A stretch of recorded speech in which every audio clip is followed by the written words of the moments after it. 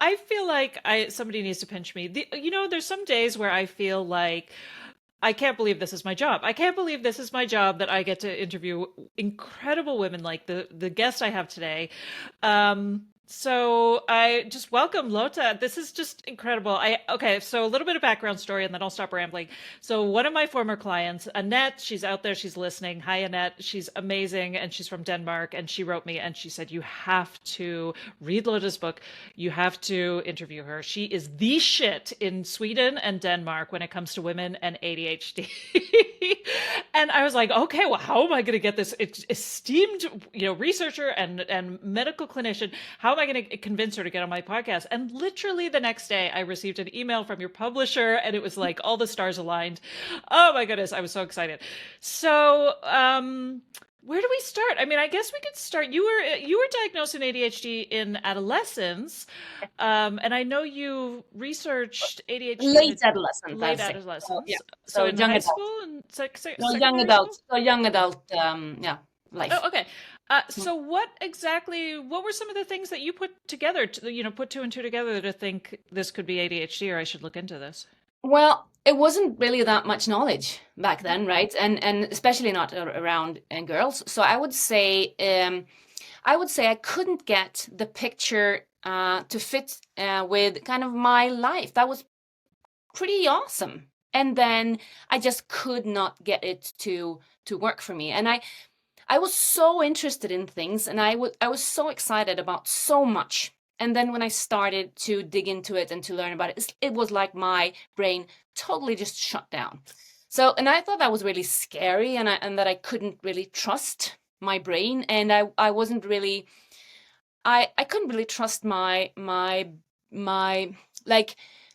instincts in a way, because who am I if I find this so interesting that I engage in it, and then when I do, it is like I am just zooming out and my brain is all over the place and thinking about other stuff, and I kept putting it on like a later account. So I will read this, I will do this later, and then it kind of kept piling up to a point where I kind of broke down and I quit, and then I started something else. So I think that was for me a kind of a revelation, and I've been asking around. Of course, I'm from a family where, like, my father's a psychiatrist. You're either a veterinarian or a psychiatrist in my family, so there wasn't any really lack of knowledge. And I thought, my parents I had a really safe upbringing. Everything was kind of good, and I couldn't get my shit together. And I thought that was really, really both annoying and worrying for the rest of my life. So I started feeling very like I'm a bit afraid of how am I going to manage life on my own, basically. And then I met a person who said, well, could this be ADHD? And I was like, no, of course not, because I didn't know anything. And I was also training to be a psychiatrist at that, same point when this was. So this was after med school. Yeah, this was after med school, but I was training to be a psychiatrist. So and still I haven't heard about it. So that is kind of something that makes me really humble when I meet other women who are diagnosed later in life, realizing that me and my colleagues, we were not trained to acknowledge and to find and to search for this and to look for this and to ask for this in girls and or in females and in adults, basically. So that was a long story of a journey that ended with the diagnosis, and then what I see in so many women that I meet also a couple of years after that, where I kept kind of gaslighting myself and saying, well, I fooled them. It's probably just because, I didn't tell them this, and I can do a lot of stuff, right? So I spend a lot of time after my diagnosis also wasting that time instead of starting, get shit done. So that is also something that I try to communicate really clearly. It's like, okay, yeah, you may have fooled me. I don't think so. I'm a pretty experienced psychiatrist and ADHD doctor at this point, and also a researcher. So I know a lot of things, and I specialize in female ADHD. So yeah, you might have fooled me, but the odds are, not in your favor in that. So start working as if you had ADHD, if you have ADHD, and then we'll see. If you fooled me and there's something else and it's not ADHD, well, we haven't wasted that much time, because ADHD accommodations and ADHD kind of setting up your ADHD life, that is much like for people with diabetes. It's like this: if you keep this diet for your diabetes, that's good for everyone. Everyone could use these recommendations, these diets. Like so it's I think it's it can say a lot about the same thing about ADHD. So. Yeah, well, I think also comparing it to the diet and diabetes is interesting, because one of the things I think about ADHD, and again, one of the questions we talk about a lot on this podcast is this socialized, right? Which is like, in women, I feel like we have to have tried everything. We have to be at our wits' end before we ask for help, right? So accommodations, we have to show how much we are struggling and how much we have tried to do this on our own before we even ask for help. And I'm like, that feels like a very uniquely female perspective. Yeah. So interesting. So now, I've read a lot of books on ADHD at this point, and I feel like one of the things I just absolutely love your book. So thank you so much. One of my questions, I actually reached out to Annette and I said, are there any questions you want to make sure I ask Lotta? And she said, when are your other ADHD books going to be released in English? I'm like, I want to read them all now. Do you have plans? I'm so happy to hear that, and thank you, Annette, if you're listening, for this, because I have to pinch myself equally hard as you, because I have been I've been emailing my publisher like, she's so tired of me. It's like, are you sure I can't get on any podcast? I'm so proud of this book. It's like a dream come true, and it's so close to my heart, of course. So I write about my patients, and I put their stories, like the all these women that I've met during the years, and to be able to tell their story, and to realize that it's not only relevant for in a Swedish context, in a Scandinavian and Danish context, but it seems to be also relevant. So this is kind of a universal language that we're talking here, and that I think that's so beautiful and so empowering, in a sense, right? Right. And so that leads to my question about the biological differences, because I don't feel like a lot, I'm always like, what are we talking about when we're talking about ADHD? I get very confused about, are we talking about behavioral symptoms? Are we talking about a brain? What is genetic? What is socialized? Nobody seems to know. What is hormonal? And I really appreciate how much you delve into the biological differences of the brain and the frontal cortex and the cerebellum. So if you're out there and you really love to geek out about this is absolutely the book for you. So tell me more about, what are some of the biological difference between a girl's brain and a boy's brain when it comes to some of the different presentations of ADHD, and in the context of why girls are so commonly overlooked?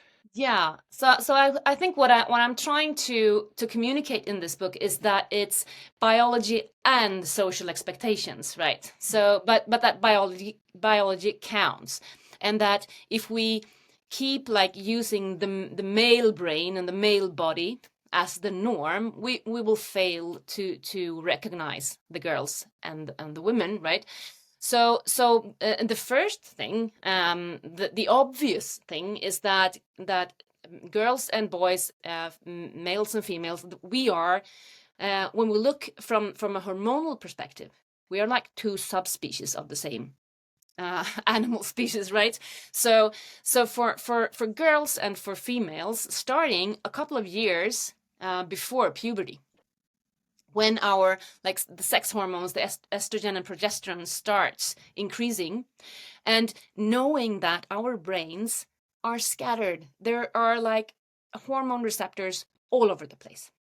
So from like embryogenesis, then actually having a little bit of a pause during like childhood, where we are like toddlers, because then the biological differences are not that that marked, because then we don't produce a lot of sex hormones. But a couple of years before puberty, we will start producing our main sex hormones. So for girls, it will be estrogen and progesterone, and for boys, it will be testosterone.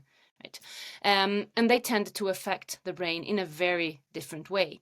And looking at the research then, looking at the female lifespan, we can see kind of perfect overlaps of where we as females have vulnerable periods in our lives. So looking at when the comorbidity hits us, for example, so like during these pre-puberty, pubertal years, there's a lot of females with ADD and ADHD that will tell us that, they get just, they can't regulate their energy anymore. So they get so tired, and they get like, they have, and they start getting anxious about that, and they start trying to deal with that energy loss with food, or trying to do other stuff that keeps kicking the comorbidity circus, and have that going, right? So, and then you see that in every menstrual cycle, after ovulation, where estrogen levels kind of tampers down and falls back, and progesterone level starts rising.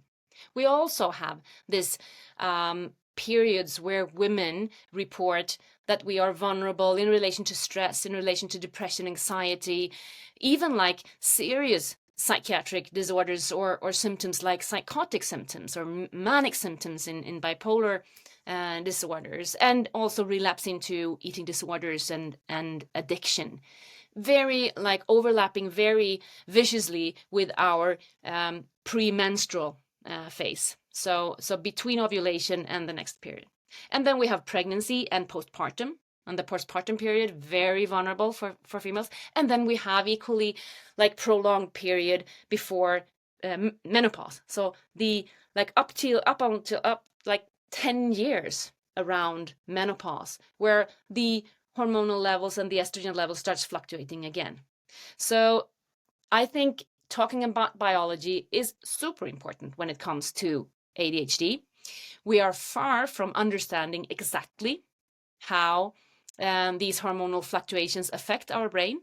And it seems to be very individual. So it's not like we can build a firm theoretical framework today and say, okay, so all women with ADHD react like this.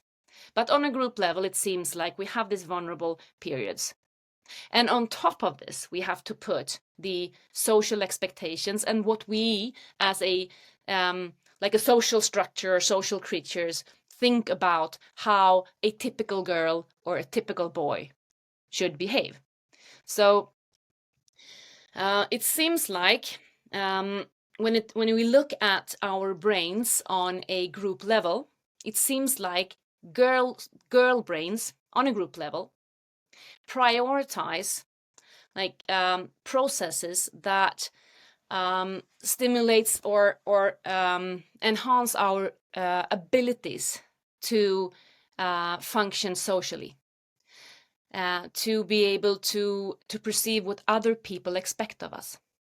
Whereas it seems like for boys, their brains on a group level, that's super important. It's always much more difference between two individuals than two groups, of course, but on a group level, it seems like typical boys, if you're allowed to say that, but boys on the group level anyway, they prioritize other part of the brain's abilities, like, for example, coordinating hand, foot, and visual and motor skills, for example. And we assume that since the biology has been prioritizing a little differently for girls and for boys, we have also learned to expect that from boys and girls. So when girls fall out of that kind of framework, we don't know what to do. And it's also because of girls being more like socially aware earlier on in life, like more socially advanced earlier on in life, know what other people or adults expect from them. So they start finding strategies, they start masking, they start, putting more and more and more energy into just being normal as they The say, Albert and yeah, Camus right, quote. yeah. And that's actually how this book started, because I started thinking, because you always think that you yourself is you're so unique, right? But then I started thinking, it's like all the women that I meet that eventually get an ADHD diagnosis, they say something on the, that is always on the theme, is like, I've always known that I'm different, but I don't know exactly why.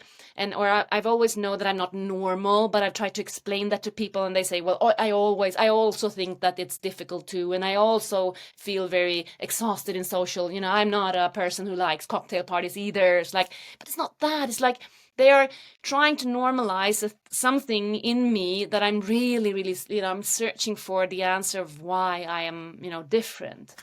So I think that's something that starts very early on for girls with ADHD. Well, and there was something you said about your upbringing too that I resonated with because I was, often from university on was diagnosed with depression and Hmm. anxiety, and then again postpartum depression, postpartum anxiety, and there was always that feeling of it not fitting, but also feeling like, well, I have a great life. I have a supportive Hmm. partner. I have children. I Hmm. had a wonderful upbringing. Why do I insist on being depressed? Right? It was like I couldn't even get that right. Yeah, And so it's that feeling of yeah, just that offness that is so difficult to yeah. articulate. And I think that's also, for me, as I said, coming from a family of psychiatrists, then if you feel that something is off, you're sent to a psychologist. Then you're sent into therapy, right? Mm, And what I was experiencing in therapy, because I was searching, so I also thought that I needed therapy, but what I pushed back on very early on in therapy was when a therapist started to try to, build a story around why I was struggling.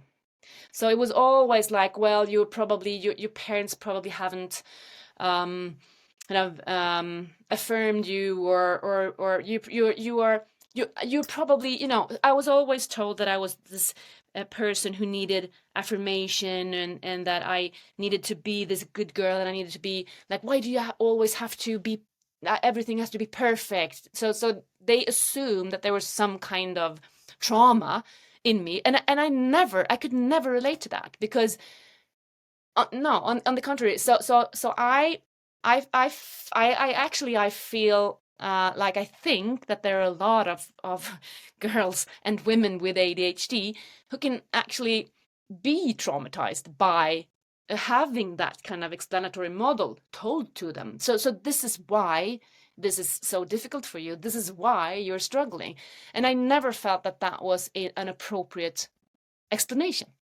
And that mhm. was also very important for me when I got the diagnosis, and I realized, well, okay, so this is this is a different battle for me. This is still a battle. There's a lot of things that I have to do differently, and I have to take care of myself in a totally different way than my friends.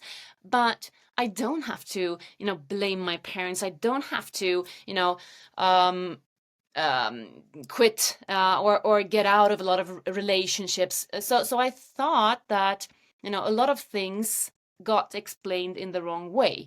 So now I know that it's not other people's fault that I, can feel socially anxious in situation, or I get really, really socially exhausted by things. I just I just know that that is my ADHD brain, and I don't blame others. And I think that has been a huge advantage for me, because otherwise you tend to get very either defensive or disappointed in life, I think. Mm-hmm.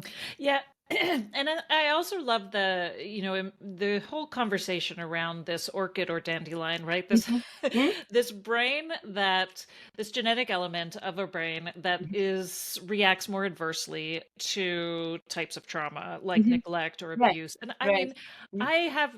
I don't think I've met a woman who hasn't experienced some form of sexual trauma and sexualization from a young age. So a lot of that is a traumatic experience. And I think there's probably some connection there with the overlap of ADHD and autism and gender Mm. non-conform Oh yeah.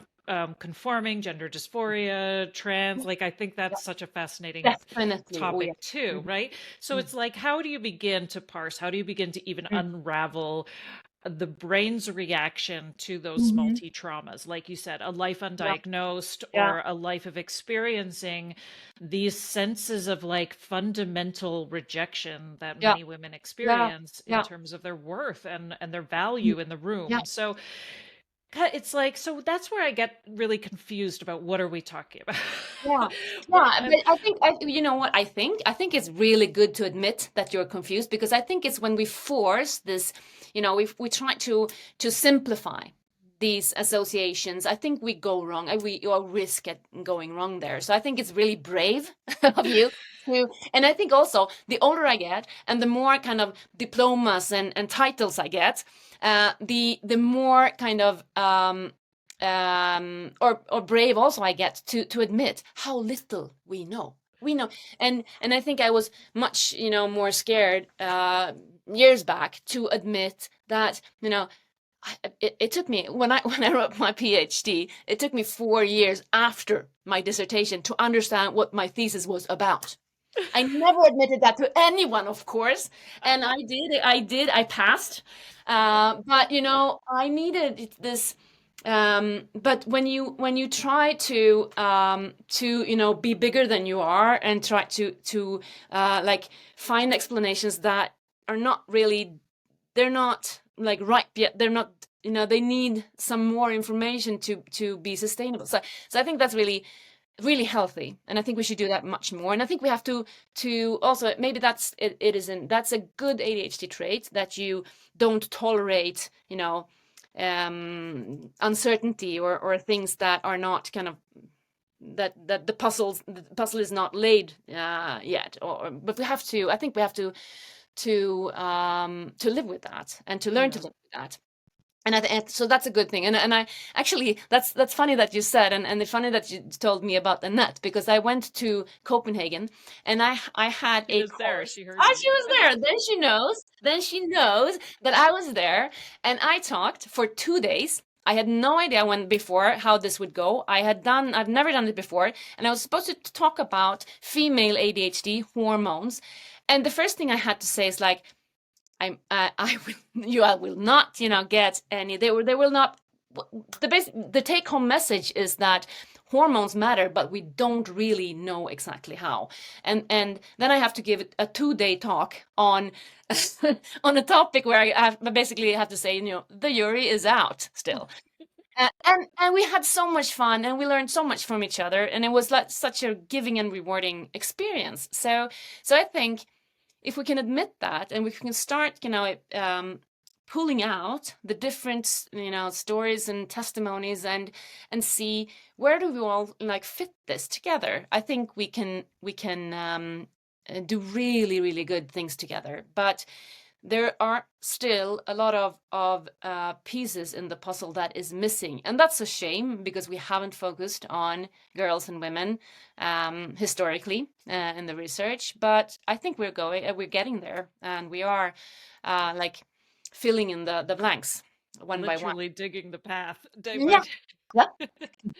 I'm finding that in I've gone back to school to become a mental health counselor, and so I'm finding that even in the curriculum, like every case study, client presents with depression, anxiety, and I'm like, it's everywhere.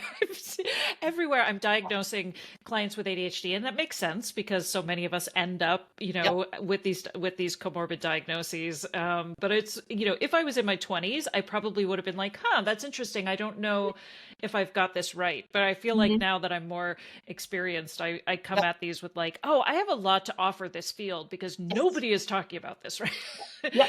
And it's amazing to me that it's not at all, that neurodivergence just isn't part of the curriculum. So No. now, and you had also mentioned in the book the difference between the DSM and the ICD, the International Classification of Diseases, and how it feels like the DSM is more amenable to the diagnosis for women versus the ICD. What's the difference there? Can you talk more about So that? first of all, I think from a Scandinavian perspective, it's been that we entered the DSM-5 in 2013-14, and we still haven't really implemented ICD 11.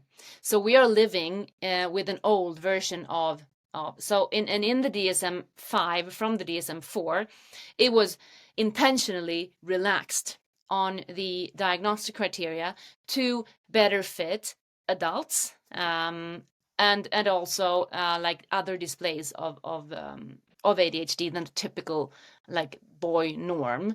So I think that is one of the things that has affected, and that the DSM-5 has very intentionally actually relaxed the diagnostic criteria to open up for other symptom displays. But there are still a lot of things, and I know because I read in the email that you were thinking about also the emotional dysregulation. Why is that not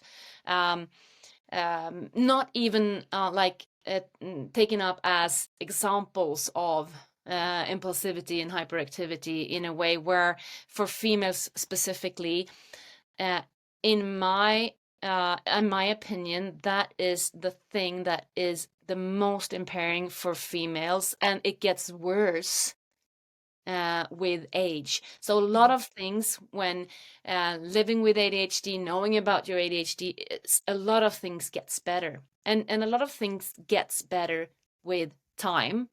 But the emotional dysregulation tends to be this scar that you have experienced a lot of things due to your difficulties in regulating emotions that will affect how you and how you kind of approach the world, basically. And so many women with ADHD end up lonely and feeling failure in their relationships. And again, we have different expectations of girls and women, boys.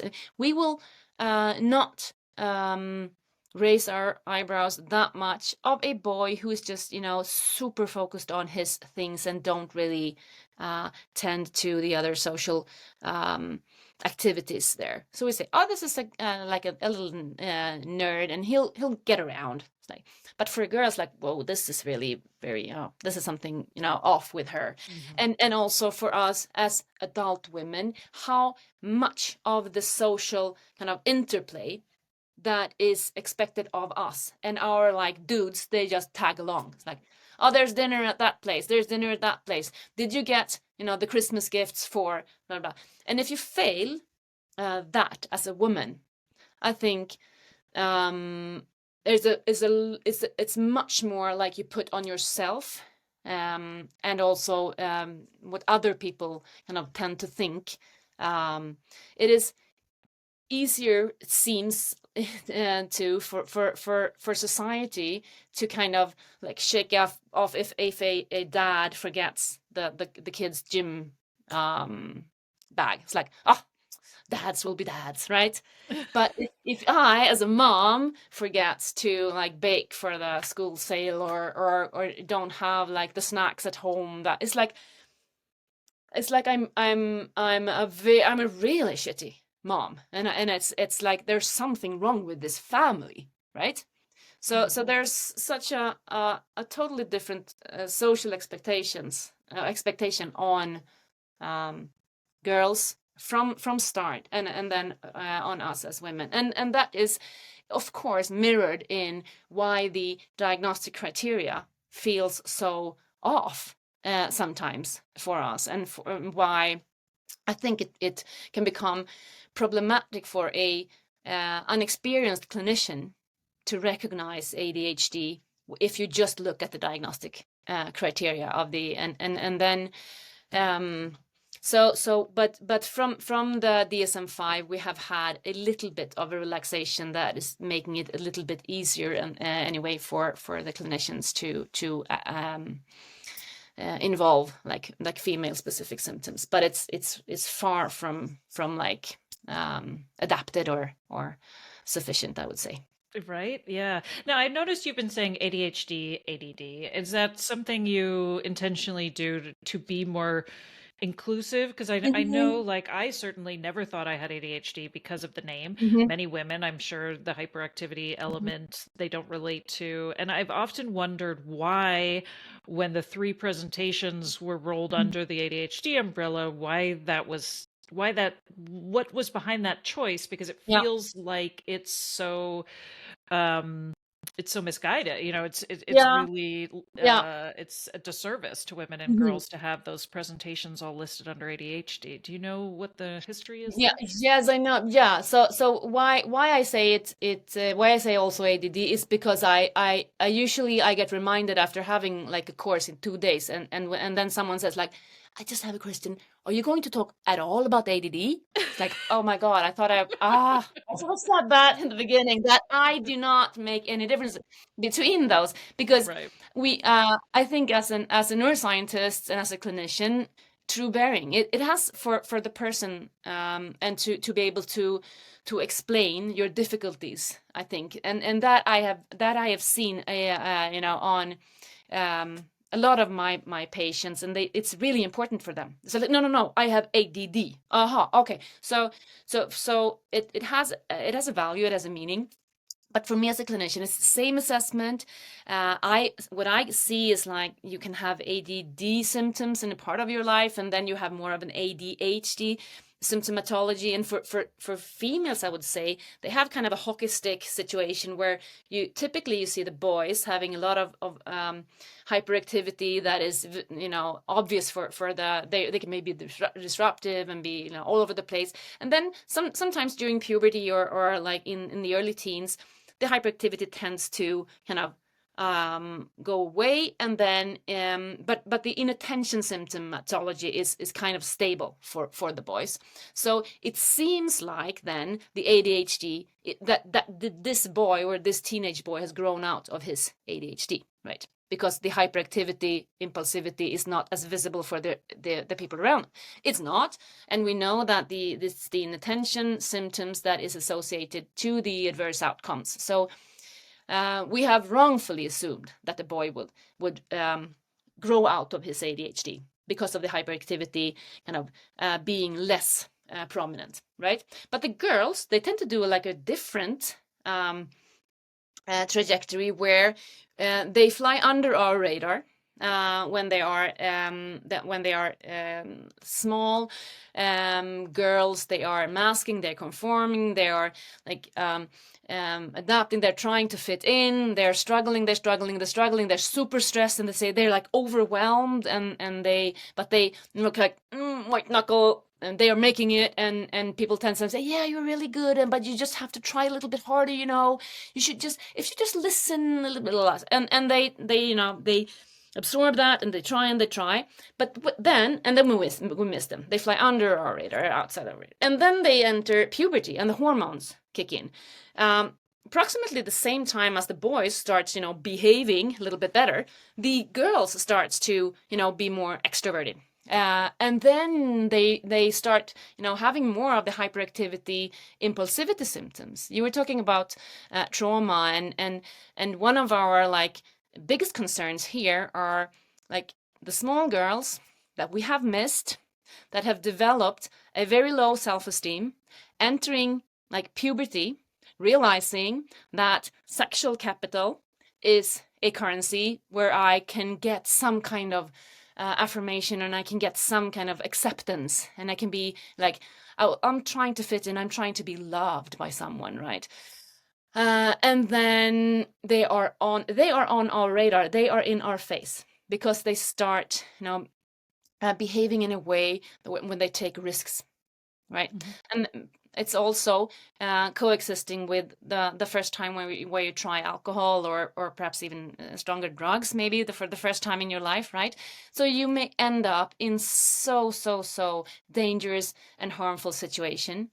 So due to your ADHD, you end up in situation where you risk being victimized, traumatized, and then we fail them again, because then we find their symptoms, and we say, oh, because, oh, this is, this poor girl, she is acting out, or she is depressed, or she's having like these nightmares because she's been traumatized. and we miss her ADHD again because we kind of look at the trauma.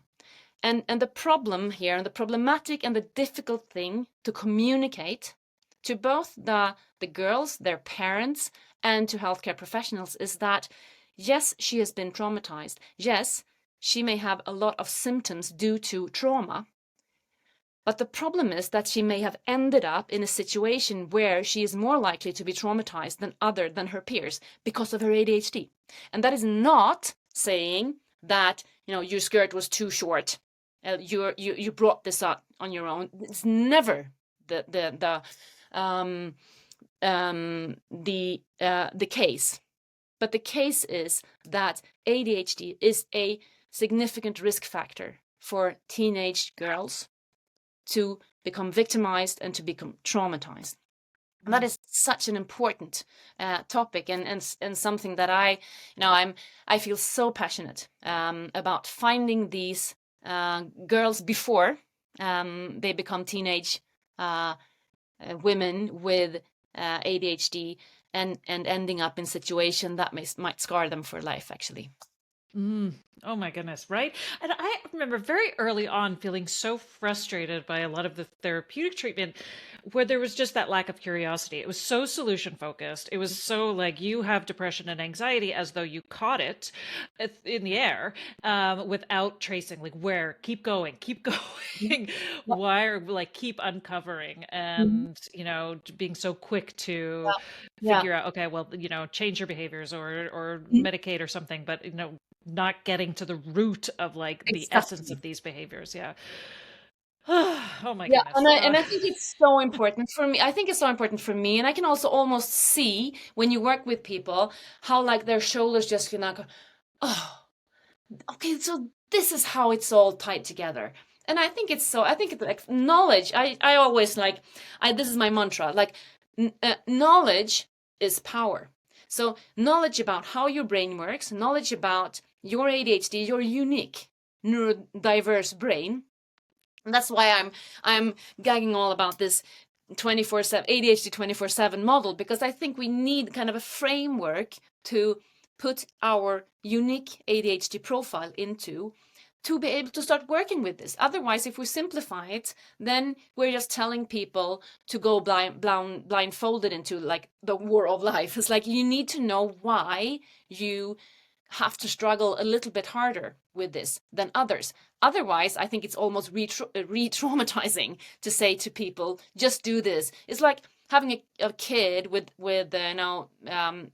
asking a kid to eat things or to wear things that is like you have this perceptual sensitivity. It's like you wouldn't do that to a child, and you shouldn't do that to an adult person or adult woman either. To ask of them to try to treat their depressive symptoms and try to fight their social anxiety without giving them a theoretical rationale of why this is so much harder for me than for others.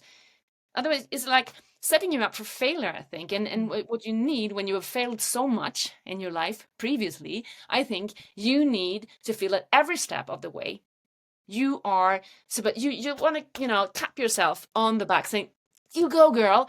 That's great. You aced that cocktail party." It's like, yeah, everyone else thinks it's awesome, to go to cocktail parties. Yeah, I got invited. No, not for me. It's like, okay, I'm going to go there. I know it's worth it. I love the people who's there, and I love the guy or the girl hosting it. I am going to go there. I'm going to be exhausted for 2 days afterwards. It's like, wow, all this, people talking, and what am I missing? And did I say something stupid now? It's like, I need to like bring that with me to the cocktail party. Otherwise, I'm twice, it's a double whammy. I'm twice the loser there. So I'm there, and people expect of me to enjoy it. I don't really, but I don't want to miss it. So I want to do it. So Mhm. I think it's so important that we get, as you were saying, it's like we need the explanation. We need to know why certain things in life is an uphill struggle, and why we still have to struggle uphill, because we have to do it, because a lot of the things are important for us or for our loved ones, and a lot of things I need to do to live a healthy, a long life.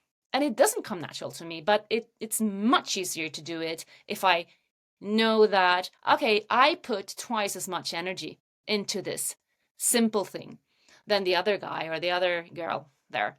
And I should feel very proud of myself for doing it, Yeah. right?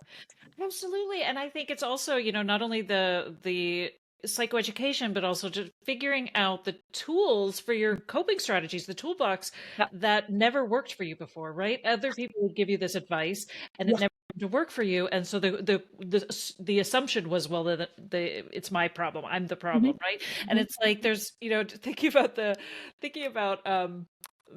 getting through the cocktail party. It reminded me of when I had an MRI Mhm. for the first time, and I came out of it and I was like, why does nobody talk about how crazy that experience is? And I realized because nobody told me how long this was going to Mhm. take. So I was in this as perfectly Yeah. still. It's a nightmare for somebody with ADHD. Yeah. Perfectly still. I had no idea how long this was going to happen. I had no idea how long I was going to be in there for. And so I just had to get to this like disassociation where I was like, I live here now, I guess. Like Yeah. um and That's an awesome example of metacognitive, right. breakdown. It's But you like, think about how many times that is that no explanation yeah, is yeah, given. It's just like, menopause. The way of dealing with menopause is grit your teeth and get through it. It's over exactly. eventually, right? And so many things happen to women. New motherhood. Oh, it's fine. You'll just get, Yeah. eventually you'll get through it. Just, No, grit but your it's teeth, natural. It's natural. right? No, it's so much fun. I need to tell you, when my male colleagues they start, doing all this evolutionary natural thing, and they start explaining all these things with a natural. So I used to say, okay, so if we're going to talk about natural, then the normal or natural thing for a female on the savannah, because they always like to talk about on the Stone Age, when we were like hunters or gatherers. Yeah. Okay, fine. Let's talk about when we were hunters and gatherers. The natural thing for a woman would be to get pregnant when they're like 12, 13, 14, perhaps. The natural thing would be like to have 10, 15 pregnancies, perhaps. Maybe 6, 8 of those kids survived. And then the natural thing would be like to die giving birth, because that's kind of the most dangerous thing that you do. Mhm. So being born or giving birth is the most dangerous thing a woman can do. And then so you want to talk about what's natural, and I think that's so typical. And say that, I'm a neuroscientist, I'm a doctor, I'm a researcher, I'm a woman. I have 3 teenage daughters. I have a mother. I have a mother-in-law who's a psychiatrist. I was totally unprepared for menopause, for perimenopause. Totally, I had no idea what to do. It's like no one told me about the postpartum situation. No, it's like as you say, it's like, well, that's natural. That's something that women just do. And then you think, well, it's it is perhaps it is something that neurotypical females can struggle through. It's difficult, it's tough for a lot of women, regardless of your kind of neurocognitive status. But for females with ADHD, I see it all the time, that during these periods of vulnerability or hormonal vulnerability, people really, really struggle, and there's a lot at stake, right? Talking about postpartum depression, you already have 3 kids, and then you kind of just go down in the basement, mood wise and hormonally, and everyone's just like, well, everyone struggles. It's normal to feel stressed out if you have 2 small kids and you're lactating. It's normal. And then that is kind of what you get. So Mhm. then I think we have a I am building an app to be a support, because what I've seen in my research is that we tend to miss the girls, and then they end up as females getting an ADHD diagnosis eventually, if they get it, and then they get abandoned again, because you only get like, okay, so I got my diagnosis and I didn't get anything else like an explanatory model or anything, and I got a prescription, and I'm supposed to know. So now what, right? Mhm. So and our slogan, our mantra is and no girl left behind, no woman abandoned. Maybe that is what we're trying to achieve. It's a grand mission, I know. But it feels like that is what's happening all the time. We miss the girls, and then when they struggle enough and they scream high enough to get an assessment and a diagnosis, then they get the prescription, and then they get abandoned again. Ugh, That is right. that. Well, and then Don't you agree? or told to lower your expectations, Exactly. right? Just be grateful we're still not on the savannah. Exactly. Exactly. Mm. Okay, so let's talk about the app. The Letterlife app Yeah. is so. Is there like a communal biofeedback element to this app, or is it Yes. really just a community of skills and strategies? Or it feels like it's an interactive Yeah, experience, right? it is. It is. It's supposed to be an interactive experience, and basically what we're trying to do, we're trying to co-create, and we build as we go. So we are a couple of researchers trying to use our like neuro science, neuroscience background of and knowing about from epidemiology. Okay, so what do we know from research that females struggle with? How can we, based on that knowledge, together with females with ADHD, how can we build a tool that is this that solves this abandonment situation, basically? So what we're trying to do, what we have done, is that you track yourself on your kind of on your different biological phenotypes, so your hormones and how you're doing in life, in everyday life. And then there's also this community where you can share your experiences with others. So and the aim is to be less dependent on healthcare, and the aim is to fix the situation that we showed in our latest study was published last week, actually, is called Time After Time. And what we saw in that epidemiological study is that females get diagnosed 4 years later than boys, for extremely formative years of their lives, where we actually have the opportunity to become equals with our male peers. So we have the opportunity to get an education. We have the opportunity to, if we don't, end up with all the adverse outcomes that is associated with female ADHD. So if we don't fall short of comorbidity, if we don't fall short of sexual risk taking and end up becoming teenage mothers, that we also in our research group showed last year that teenage girls and adolescent women with ADHD have a 6 times increased risk of becoming teenage mothers. So these are formative years where we can base like the fundament and the family planning for a life that is equal, and that is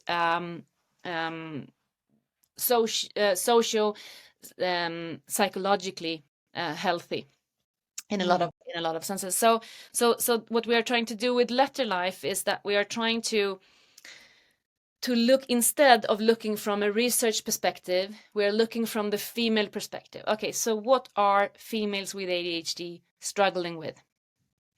Well, we're struggling with a situation where we call the 7 deadly sins, the 7 factors that is actually associated with 8 to 13 years decreased life expectancy in adult ADHD.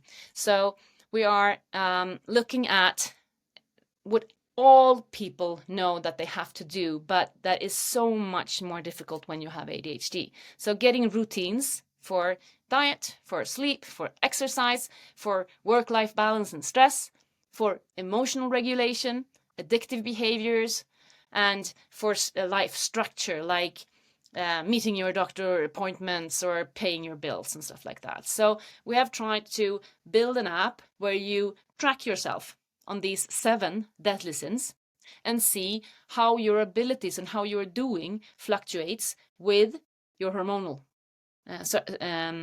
cycle, or with if you have hormonal contraceptives, or if you take other if you have other treatments I can see how it is all tied together. And the aim, of course, is, again, knowledge is power. Knowing how your life plays out and where your ADHD kind of messes up things in your life makes you a much more like skilled patient, if you want. You can be you can give your healthcare professional a better data-driven um, uh, decision form to make decisions for your treatment, or for psychosocial treatment, or for medical treatment as well. So but it's a very exciting venture where we are, and it's a very, also, I would say, lust driven project, where we set out not to build a tool for women with ADHD, but with women with ADHD. So it's a panel of lead patient users, patient organizations, that is governing all the things that we do, and everything that we put into the app is by recommendation on the experts, the females with ADHD. And this is an international So audience, yes, so ideally? it is we have so again, this warm you know um, appreciation of the book, that it feels like this ADHD women, it is an international language. So we decided to do it in English straight away, and also for our Danish friends. Because even though we're neighbors, we hardly, as Swedes, hardly understand what Danish people say. They are better. They understand us much better. But we thought, why not do it in English, and see if it is an international issue. And also, we hope that this is also we have a care view, so you can share your data. You can share that with the coach, for example. So the coach, if you're a coach, you can go in, and you will talk about the same things. You will talk about the same issues, and then you can see and you can follow up on what you do, if that actually has any effect on the most important things in your life, and you set your own goals into the app as well. So so that is something that we have. It reminds me of I have a timeline, a graphic timeline of all of the various medical ailments, and that I always bring it every time I go see a specialist for something new. I bring this printout of this timeline that I've created, and they always look at me like I'm crazy. But Exactly. it's amazing. I mean, to me, I feel like the detective with all of the red string Yeah. on the wall, trying to make all these Yeah. connections, and Yeah. and that actually reminds me quickly, like one of the things that is you talked about in the book, which I had never heard about before, was the fact that stimulant medication was originally stumbled upon Yep. as a treatment for headaches, which I feel like we talk a lot about some of the nervous system comorbidities in terms of autoimmune disorders and migraines, and and PCOS. Like there's Yeah. such a long list of comorbidities with ADHD.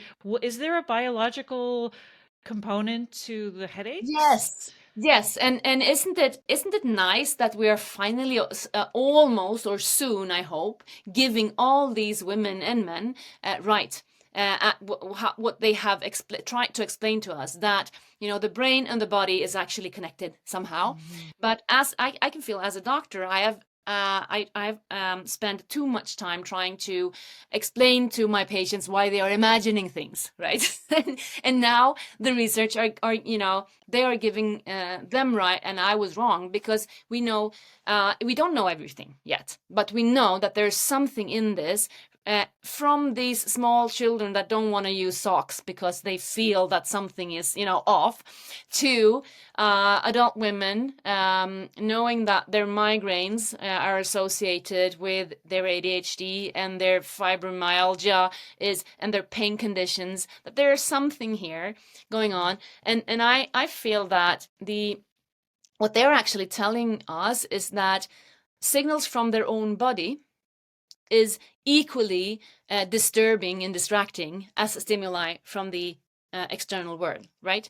So it's like, well, this is how you don't tell people now, no, the light is not too, we used to do that. So, no, the light is not too bright. No, the sound is not. No, it doesn't smell. We know now that people with autism, for example, but also with ADD and ADHD, they have a different sensomotoric perception.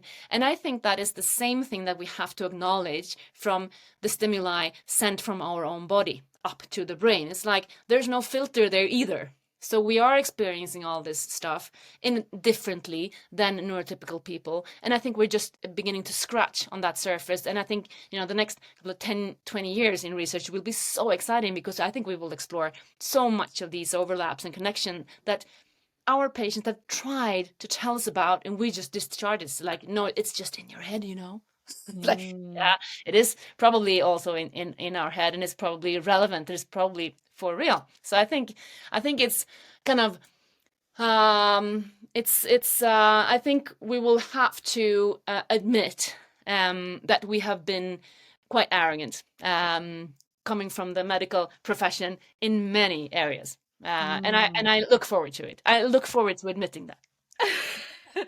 I look forward to it. I mean, I think that's why it's been my hyper focus now for so many years, because it's so fascinating and it feels like it's changing so dramatically in such a short period of time, and just in terms of like my own understanding, but just in the general conversation about where it's going. And I feel like I've often said on this podcast that I think ADHD is like a gateway diagnosis to so many other to neurodivergency as a whole, right? And kind of how we start to understand the brain and the neural pathways and receptors and all the biological things. I don't know what I'm talking about, but yeah. It's and so also hopefully that we will look beyond the diagnosis and look at the neuropsychological processes instead. That's also something that we're building into the app. It's like, we don't really care if you call it ADD, ADHD, autism, or we look at it from a neurodiversity perspective, and then we try to map out how the different brain processes actually can explain what you are experiencing. So then you can get your own brain map. And I think that's super important. For me, that's super important. So to know why certain things are so difficult for me. Okay, so I can put that in the area of my flawed filter function, or I can put it in the area of having not my servo in my volume button. In my reward system, it's like kind of, it's not off, but it certainly works differently than my husband's, for example. So and it explains a lot of what I typically end up struggling with.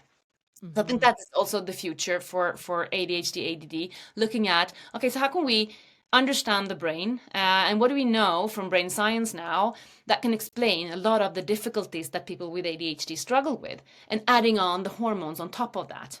Again, what do we know about the brain and the hormones that can explain how females explain why their PMS, PMDD, hits the roof during certain days of the month, and so on. So I think there are a lot of data out there that feels really soothing and also empowering to know about, when you have to, because you have to build self-efficacy. This is not a disorder. This is not something that we can treat and get rid of.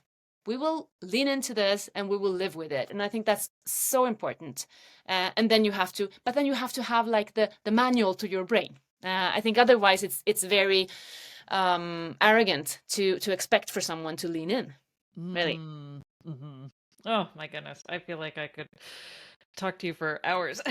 Thank you so much. As you hear, I can talk for hours. Well, anyone, if you're listening and you go out and get ADHD Girls to Women, Getting on the Radar, buy it in English now, and you can also listen to it. I listened to the audiobook. It's fantastic. I hope we will wait with bated breath for you have one on neurodivergence in the workplace also, and then you have another book on aging and ADHD and black belt in parenting. Exactly. Oh.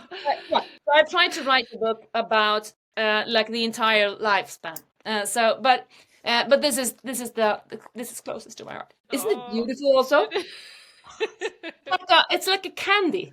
isn't it? It is. And like you said, the patient what is it? Anecdotes are I think the best part, right? I mean, it's really just there were so many times where I was moved to tears thinking about these stories of so many experiences that so Mhm. many of us had, and the Yes. just feeling so defeated, and Yeah. it felt really good to, like you said, put some of the connections together. Yeah. And I think it takes ADHD researchers to be able to do that, right?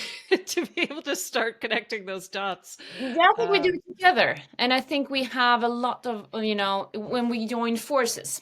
And I think for you as an advocate and for I think so. So you're doing so much, good by moving the needle with what you do and with the podcast and having people talk about it. And so I think people like us, like when from a neuro scientist perspective, I can just bow and just jump on the bandwagon and with all the great advocates for female ADHD out there.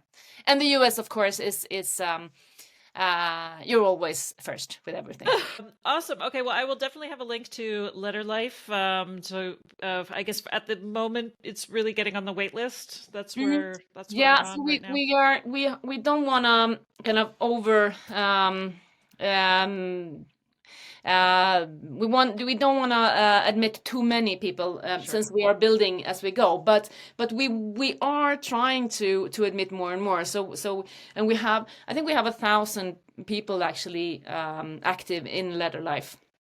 Most are Swedish, so it would be awesome to get. I think you probably will get ahead of the line if you register from the US. Oh, awesome. Well, okay. Well, I'll wait for that.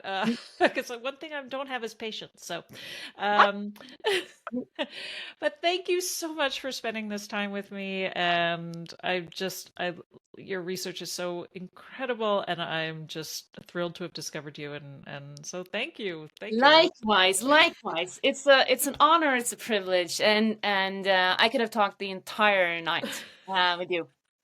I have to come back.